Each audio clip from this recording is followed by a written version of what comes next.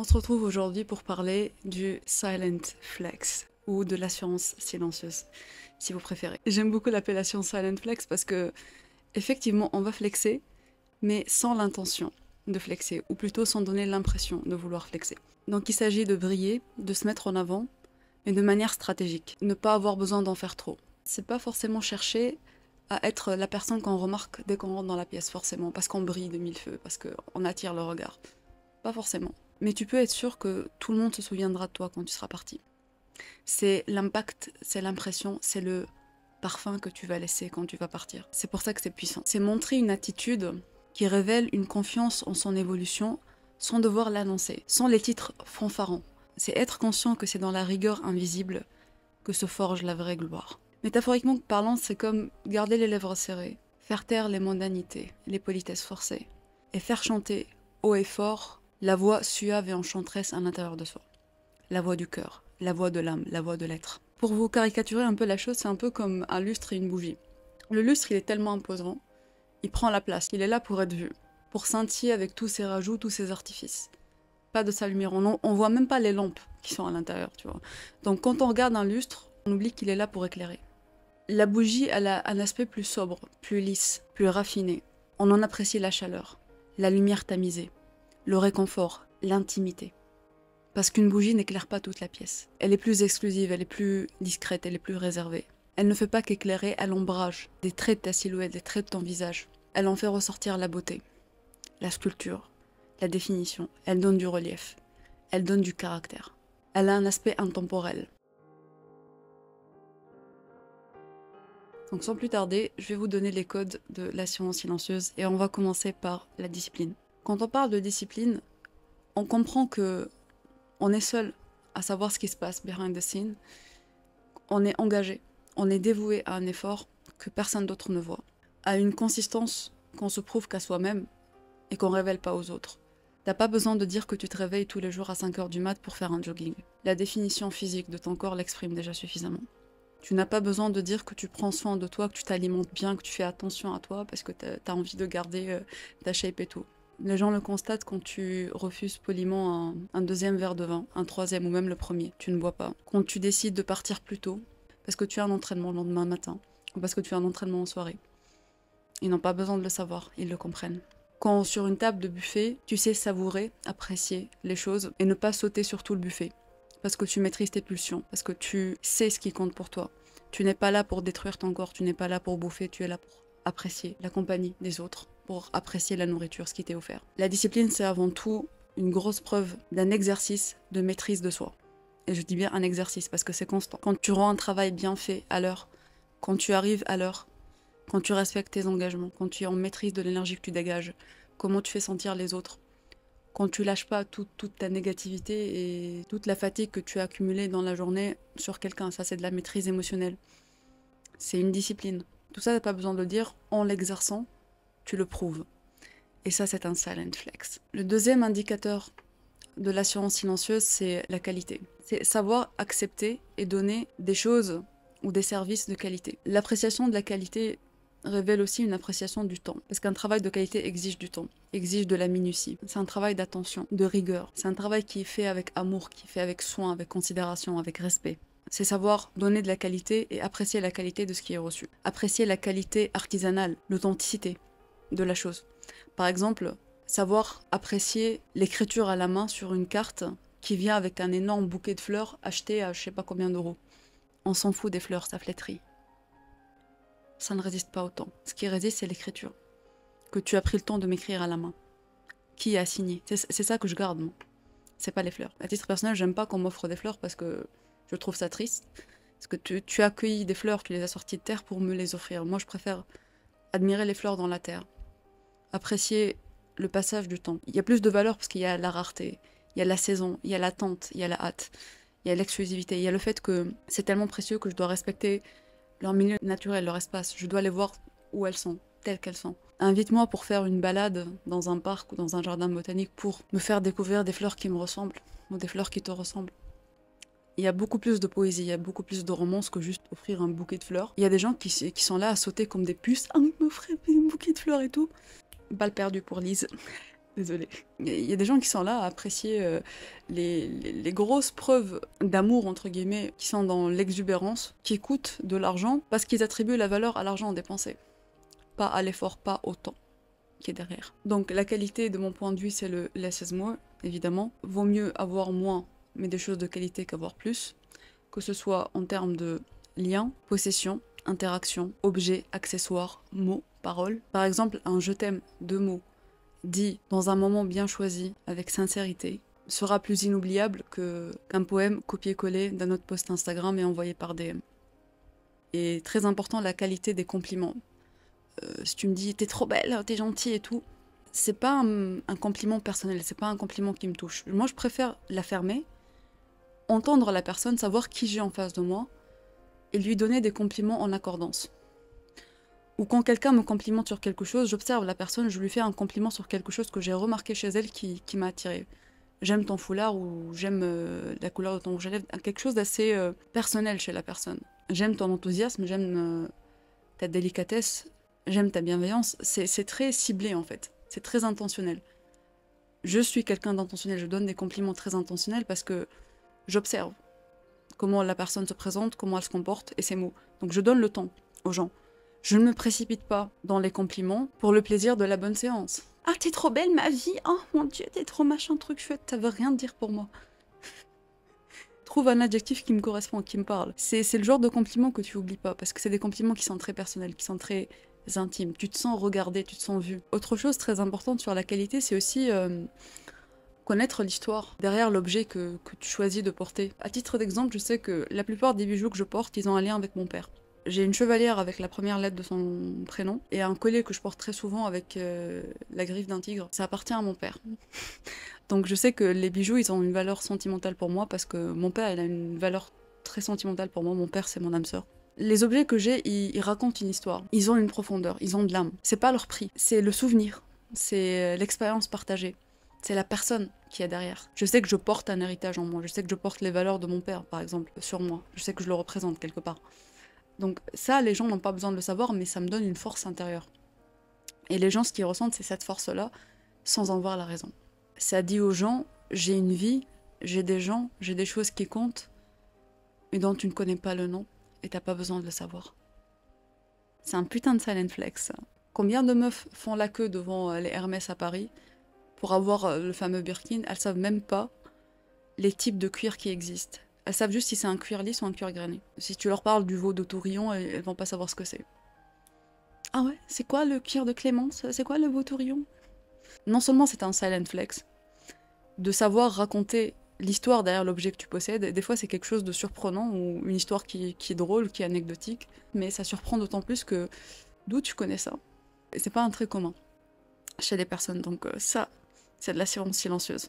Donc ouais, si jamais vous êtes intéressé par quelque chose, un tableau par exemple, essayez de vous renseigner sur c'est quel type de peinture, c'est quelle époque, c'est quoi les caractéristiques.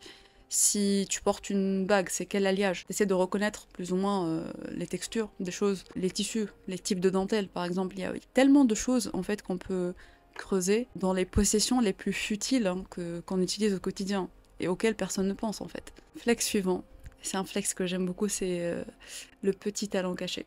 Alors, j'ai pas envie d'entendre j'ai pas de talent, j'ai rien en fait. Il y a aucune personne qui est incompétente ou qui n'a pas de talent.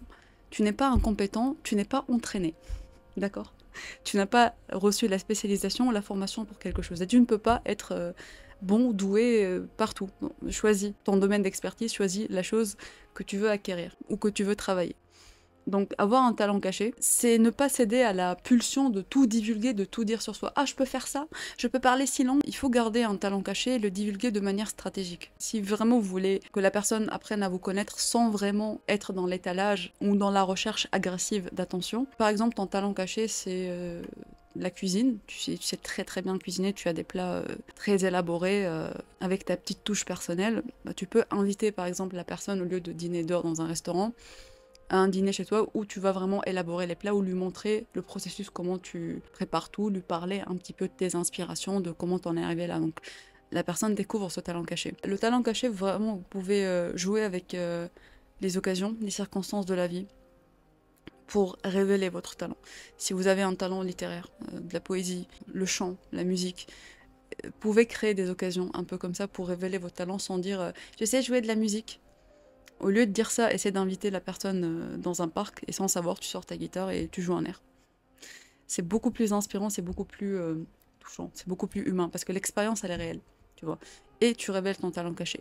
Et ce qui est aussi bien, c'est que tu es assez maîtrisé pour savoir la fermer et ne pas avoir besoin de tout divulguer, de révéler tous tes talents pour te faire valider très vite par la personne. Tu connais tes qualités, t'as pas besoin de les montrer, de montrer tout d'un coup. Être avec moi, c'est passer du temps avec moi, c'est apprendre à me connaître sur la durée. Et plus tu me connais, plus je vais me révéler à toi, plus tu vas découvrir des choses surprenantes sur moi, des talents cachés. Donc je ne cède pas à la pulsion de tout dire, l'avidité de ton appréciation, ton amour, tu vois. Silent flex suivant, ça va être l'honnêteté. Parce que ça se perd apparemment dans notre génération. Quand je parle d'honnêteté, évidemment, l'honnêteté émotionnelle, mais aussi l'honnêteté intellectuelle. L'honnêteté émotionnelle, elle est très très désarmante. You own it. Ah, ça t'a énervé, hein? T'es trop triste, hein? Oui. En fait, quand tu assumes une faiblesse ou tu assumes quelque chose, ça désarme les autres, ils peuvent plus l'utiliser contre toi. Et il n'y a pas de honte. Quand tu assumes quelque chose, c'est pas par honte ou par définition, tu sais. Si vous regardez bien mes vidéos, vous savez que les choses ne vous définissent pas. C'est contextuel, d'accord? Donc l'honnêteté émotionnelle, elle est très désarmante et très audacieuse en fait. Je te dis clairement mes sentiments. Quand j'ai connu mon compagnon, c'était ça en fait. J'étais très claire dès le début. Et je lui ai dit, prends mes mots tels qu'ils sont en fait. Ils sont juste, s'il n'y a pas plus, c'est que c'est ça. Quand il y a eu plus, je lui ai dit de manière assez exclusive, de manière très intentionnelle. J'ai respecté son temps à lui, je l'ai laissé venir à moi à sa façon. Mais j'ai respecté mes sentiments aussi en dépit des siens. C'est pas parce que moi j'ai des sentiments que je les exprime que ça doit forcer une réciprocité de ta part. Tu as une liberté, comme j'ai la mienne en fait. Je suis responsable de mes sentiments, ils m'appartiennent. Donc l'honnêteté émotionnelle dans ce sens-là, l'honnêteté intellectuelle aussi, c'est savoir s'arrêter quand on ignore quelque chose, savoir demander. Comme je vous l'ai dit, ne pas avoir honte de qu'est-ce que ça veut dire. Est-ce que tu peux m'expliquer, raconte-moi ça c'est quoi, voilà. Ne pas faire le je sais tout. Je maîtrise tout, au contraire. On respecte plus quelqu'un quand il s'arrête, quand il sait pas quelque chose. Personne ne te presse pour donner la réponse, personne n'attend de toi que tu saches tout. Même si tu es un spécialiste, au contraire, quand tu es un spécialiste et qu'on te pose une question, tu sais pas y répondre, quand tu sais t'arrêter, dire « Ah, je peux pas te répondre sur ça, je n'ai pas la réponse », on te respecte plus parce que tu vas pas vendre du bullshit pour te faire bien voir. Ça montre que tu es quelqu'un de sage, et justement quelqu'un qui respecte le savoir. Parce que tu veux pas dire n'importe quoi juste pour avoir une grande gueule ou pour avoir quelque chose à dire. Ensuite, savoir désarmer, mais toujours garder l'arme sur soi. Métaphoriquement parlant, évidemment. C'est vraiment s'intéresser sincèrement à l'autre. Poser des questions. Chercher à comprendre l'autre personne. Sans trop se révéler. Donner quelques petits détails sur soi qui demandent à être creusés. Pour donner envie d'en savoir plus. Pour créer d'autres occasions de partager. De se connaître, de parler. Tout en cherchant à exposer l'autre le plus possible. À faire ressortir l'autre, à le mettre plus en lumière. Déjà, l'autre personne va se sentir plus valorisée, comprise, vue, elle va vouloir se divulguer. Et toi, plus tu as d'informations, mieux c'est. Information is power. On reste en maîtrise des informations. Il y a une vidéo sur l'art de la fermer, si jamais vous pouvez la regarder. Ne dis pas ce que tu fais quand tu es occupé, par exemple. Si on te propose de sortir, par exemple, va pas dire « Ah, je peux pas ce soir, je fais ça, je vois cette personne. » Dis juste que tu es occupé ce soir, c'est tout. Leave them guessing. Apprends à provoquer un peu l'imagination des gens, à titiller leur sens. Laisse-les. Laisse-les se poser des questions. En fait, il faut que vous soyez plus focalisé sur l'impression que vous laissez sur l'autre, sur comment vous faites ressentir l'autre personne. C'est ça dont les gens vont se souvenir, c'est comment tu les as fait sentir. C'est pas ton parcours, c'est pas tes titres, c'est pas ce que tu possèdes forcément. C'est le ressenti, c'est l'émotion que tu as provoquée chez eux, c'est ça qui reste. Autre chose, c'est de toujours être préparé ou d'avoir un pas d'avance. Avant d'aller à un endroit, fais tes recherches. Par exemple, c'est quelle spécialité dans ce restaurant-là? Comment tu vas t'habiller? Est-ce qu'il va pleuvoir? Par exemple, est-ce qu'il va faire chaud? Est-ce que tu vas marcher? Si tu vas mettre des talons ou pas. Toujours avoir un pas en avance, toujours venir préparer. Si tu vas rencontrer quelqu'un, un entretien ou tu vas rencontrer des gens que tu as jamais vus, si c'est des personnes plus ou moins connues ou que tu peux trouver leur LinkedIn, fais des recherches par exemple. Viens toujours préparer, ne sois pas prise au dépourvu et garde ces informations pour toi. Ne va pas divulguer. Ah, j'ai cherché, hein, tu étais comme ça, j'ai vu que tu avais fait. Non, garde pour toi. D'accord? Ça sert juste au fait que tu sois toi préparé pour l'occasion. Et ça, c'est un silent flex parce que tu vas montrer à la personne que tu t'intéresses à elle, elle va voir que tu es considéré et que tu as fait des efforts, sans voir pour autant tout ce que tu as mis, les recherches que tu as fait ou ce que tu as cherché en fait. C'est aussi quelque part cultiver le skill de l'observation, avoir l'œil du lynx. L'assurance silencieuse passe par l'attention silencieuse. Si par exemple tu parles à quelqu'un, tu remarques qu'il utilise plus la main gauche, tu sais qu'il est gaucher. Quand tu t'assois à côté de lui, que tu lui verses un verre d'eau, tu lui donnes à sa gauche, pas à sa droite par exemple. C'est des tout petits détails de rien du tout, mais qui peuvent renverser complètement le game. Ils peuvent te faire sortir du lot, mais instantanément. Parce que c'est pas des choses qu'on remarque chez tout le monde. C'est comme pour les compliments, hein, ce que je vous ai expliqué au tout début. Vraiment prendre le temps d'observer, de connaître la personne pour avoir les mots justes, qui la définissent parfaitement, qui la décrivent bien, parce que c'est ça qui va la toucher.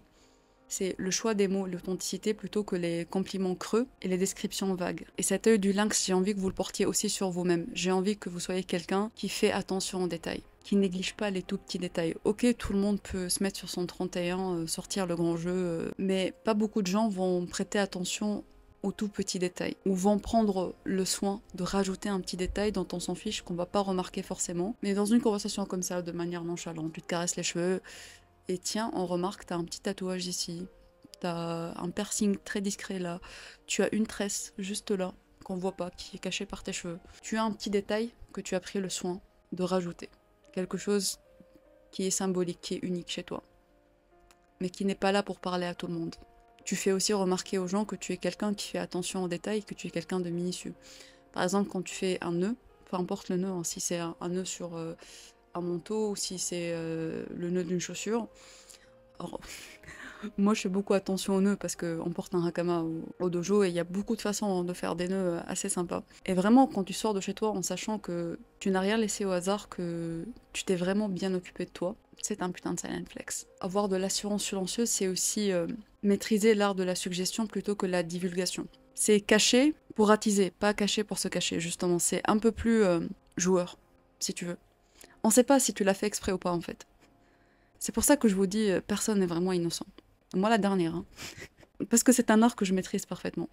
Et c'est un art qui est très appréciable quand on sait très bien l'utiliser. C'est, par exemple, rajouter un bijou très discret sur un homme comme sur une femme quand tu portes un chemisier que tu ouvres deux boutons. Parce que là, tu portes l'attention au dernier bouton qui est ouvert, là où le bijou il descend. C'est choisir un chemisier transparent à travers lequel on peut entrevoir les lignes du cou.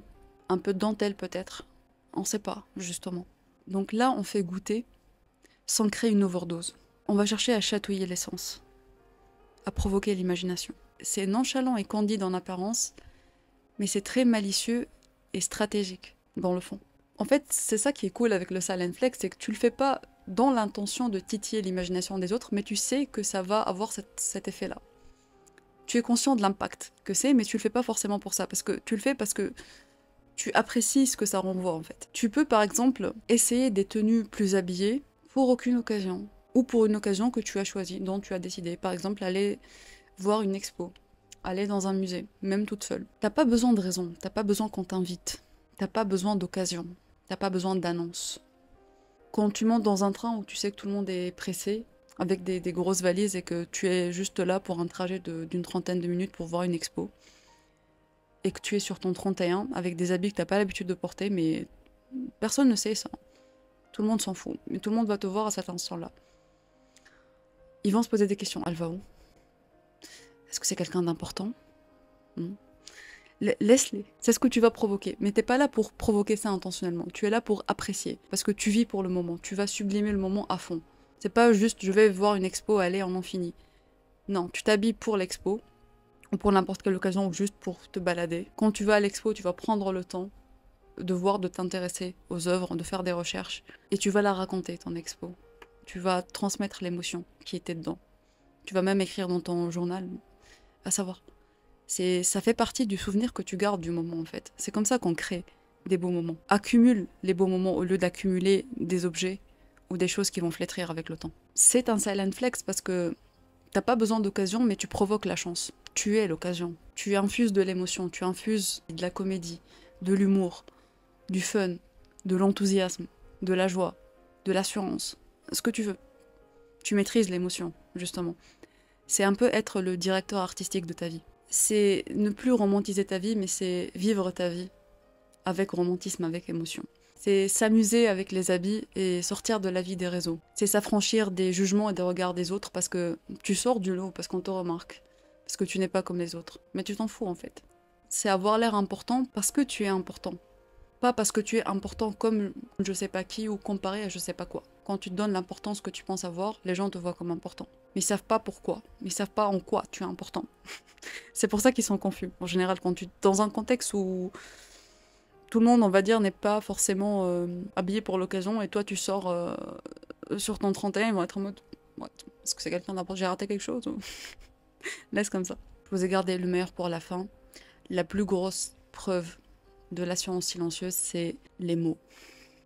La maîtrise des mots, le choix des mots. Beaucoup de gens parlent d'éloquence. Moi, j'ai envie de vous parler plus de poésie, de lyrisme, d'émotion. Comme je vous l'ai dit, provoquer de l'émotion, ne pas laisser les gens insensibles. Savoir toucher le corps des gens, laisser un impact. Savoir percer, transpercer, émouvoir. C'est avoir les mots qui vont dérober les mots de la bouche des autres. Parce que tu as dit tout ce qu'ils pensaient, tout ce qu'ils ressentaient, tout ce qui pensait être imperceptible. Faut pas avoir peur de se donner le temps, de choisir ses expressions, d'avoir des descriptions riches, étendues, vives, colorées, graphiques. C'est le genre de mots qui donne au temps la permission de se prélasser. Ils savourent ta compagnie, ils aiment rire avec toi, ils aiment t'écouter, ils aiment te parler. Moi, j'aime réfléchir à la construction des phrases comme à une pyramide olfactive. Donc, quand on parle de l'impression que tu laisses chez les gens quand ils rentrent chez eux, ils se souviennent de toi et disent « Ah, j'ai passé un très bon moment », c'est un peu compensé à la note du fond d'un parfum. Quand on parle de pyramide olfactive d'un parfum, on parle de note de tête, note de cœur et note de fond. Donc ça revient à penser à sa présence et ses mots comme à un parfum qu'on diffuse. Tu vas mélanger les mots, les tons, les sons, les impressions, les émotions. Je vais vous donner un exemple qui est pas très joyeux mais qui est très parlant parce que si on y réfléchit en termes de contraste selon la pyramide que je vous ai présentée, c'est assez intéressant quand même. Les gens passifs-agressifs par exemple, ça va donner une note de tête glacée, protocolaire. Donc ça c'est un peu la forme, la couverture, le glaçage si vous voulez. Ça aura une note de cœur dédaigneuse, dégradante, humiliante. Donc ça c'est l'intention, la note du cœur. Et puis la note de fond. Ce que ça va te laisser. Cette espèce de venin que ça laisse. Ce sentiment d'amertume que ces personnes-là te laissent sans savoir pourquoi. Parce que la forme elle est nette, elle est lisse. Ils n'ont pas laissé de traces. C'est ça que tu n'arrives pas à expliquer, c'est le soupçon de venin qui est laissé dans l'air, derrière des mots extrêmement polis et qui exhibent une grande morale. Et ces gens-là sont en complète maîtrise de ce qu'ils provoquent. Ils savent ce qu'ils ont provoqué. Ils en ont l'intention. Donc toi, tu peux jouer avec ça en commençant par la note de fond. Avec quelles émotions tu veux que les gens repartent après une conversation avec toi. Quand vous pensez aux mots de cette façon-là, c'est vraiment être un alchimiste des mots. Construis une phrase comme tu créerais un parfum, en essayant de créer une espèce de mélange littéraire d'émotions. Et là, il faudra y mettre du cœur, il faudra que vous parliez avec le cœur. Pouvoir parler avec le cœur, c'est pouvoir maîtriser ses émotions. Pour que les mots aient de la justesse, il faut que l'émotion soit parfaitement saisie, comprise et maîtrisée. Il faut que tu trouves le mot exact sur l'émotion pour pouvoir la transmettre avec le mot qui lui correspond parfaitement.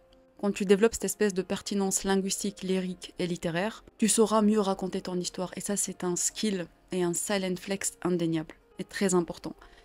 Il faut que tu saches raconter ton histoire. Et pour savoir raconter ton histoire, tu dois déjà lire ton propre livre. Tu ne dois pas négliger ton vécu, tout ce qui constitue ton quotidien de vie. Il s'agit juste de savoir le raconter, le transmettre. Mettre en lumière ce qui touche, ce qui provoque de l'émotion. C'est mieux de savoir raconter sa propre histoire que d'avoir un bagage littéraire colossal.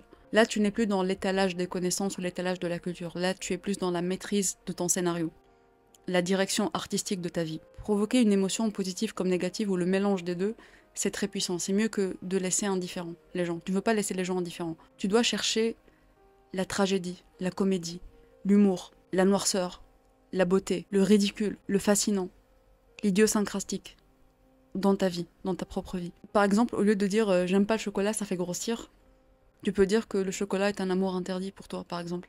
T'as pas besoin de compliquer les choses ou de créer une histoire ou de mentir sur des aspects de ta vie, c'est vraiment savoir les développer. Et savoir développer, c'est pas forcément mettre trop de mots, mettre trop de paillettes, trop d'emphase, c'est vraiment trouver juste les mots justes, rechercher et communicatif. N'oublie pas que les mots restent avant tout une réverbération de ta voix intérieure, de qui tu es au fond de toi. Et ça, il faut pas t'en cacher. Plus ta voix intérieure, donc la connaissance de toi-même, est intelligible, claire, articulée, plus tes mots seront justes et articulés. Le silent flex des mots, c'est aussi avoir du répondant. Ou si vous voulez, préparer vos punchlines, même facialement. Et je suis une pro des sous-titres faciaux. Des fois, un regard suffit. Un sourire suffit. Un mélange des deux suffit. Et seul toi sais ce qu'il signifie. Et tu peux t'amuser avec ça. Est-ce que c'est un sourire pour ridiculiser, pour agréer, pour déconcerter, pour refuser, pour intoxiquer? C'est toi qui choisis. Quand je parle de punchline, c'est pas forcément toujours pour remettre quelqu'un à sa place. Ça peut, hein, c'est très amusant de remettre quelqu'un à sa place avec intelligence. Mais il y a des punchlines justement pour donner des compliments, pour mettre en avant ses amis, ses proches, les autres. Donc c'est ça pour moi avoir du répondant, c'est avoir confiance en l'impact que tes mots ou la tournure des phrases que tu vas choisir va avoir sur la personne en face. Positif comme négatif. Ça c'est... ça dépend si on vient te chercher ou si on est dans tes bonnes grâces. Et le dernier flex linguistique du coup ça va être l'humour. Alors là l'humour, vous êtes libre. Si tu penses aux choses qui te font rire toi, à l'humour que tu apprécies, c'est un humour que tu peux aussi produire. Pourquoi l'humour c'est un silent flex? Parce que c'est une preuve tacite d'intelligence, il faut être intelligent. Un minimum pour savoir jouer avec les mots, les tourner d'une autre manière, à utiliser l'aspect graphique, l'aspect imagé des mots. Et il faut aussi une bonne grosse dose d'audace pour pouvoir être sarcastique, parce que il faut de l'audace pour prendre le risque d'offenser les gens avant de finir ta phrase. parce qu'ils vont se décomposer avant que tu aies fini ta phrase et que tu aies fait une mimique de fin pour dire rassure-toi, c'est une blague en fait. Et des fois ça passe même pas, donc bon. Donc voilà, l'humour ça révèle vraiment une aisance avec soi. Une manière d'être assez décontractée et sous un air charismatique et mystérieux, c'est quelqu'un qui te prend pas au sérieux. Tu sais lâcher prise. Tu sais te mettre à la place des autres, tu sais rire avec les autres. Et donc voilà, je voulais que l'épisode soit assez complet, donc il a été très très long. Je vous remercie du fond du cœur si vous êtes restés jusqu'à la fin. J'attends vos commentaires comme d'habitude. N'hésitez pas à liker, partager si l'épisode vous a plu. Moi je vous retrouve au prochain épisode, prenez bien soin de vous. Ciao ciao.